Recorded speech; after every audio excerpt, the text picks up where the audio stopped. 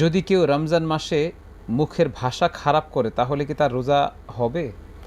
সেই খারাপটার কতগুলো পর্যায় থাকে, ওটার যদি মিনিমাম পর্যায় হয় এবং দুই একবার হঠাৎ করে হয়ে যায়, এর জন্য রোজাটা মাকরু হবে, কিন্তু রোজা হয়ে যাবে।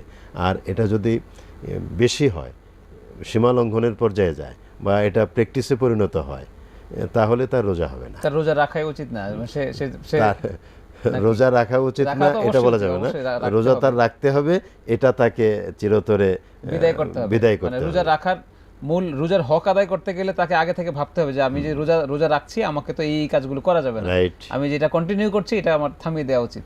এই জন্য তাকওয়ার ডিমান্ড, ওটা আল্লাহ তাআলা কোরআন কারিমে সূরা মারিয়ামের ভেতরে এবং সূরা আন-নিসার ভেতরেও হযরত ঈসা আলাইহিস সালামের এই পৃথিবীতে শুভ আগমনের পরপর ওনার তো বাবা ছাড়া মায়ের গর্ভে তিনি সন্তান ধারণ করলেন, হযরত মারিয়াম আলাইহিস সালাম। তো উনি যখন জন্মগ্রহণ করলেন, শুভ আগমন করলেন, তখন তো মানুষের হাজারো প্রশ্ন জি, যে বাপ নেই, তাহলে সন্তান কি করে হলো, ইত্যাদি ইত্যাদি।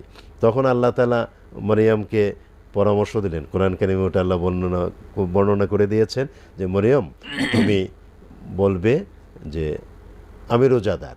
তার মানে রোজাদার আনা কথা সাইমুন। বলে না, আনা আনা সাইমুন, সাইমুন। তা আমি রোজাদার। তখন ওরা বুঝবে যে রোজাদার কারোর সাথে কথা বলে না। জি। তো এটা হলো তাকওয়া। তার মানে ওরা তখন প্রশ্ন করা থেকে বিরত থাকবে, আপনি স্বাচ্ছন্দ্য বোধ করবেন, আপনি কোনো ভেজালে পড়বেন না।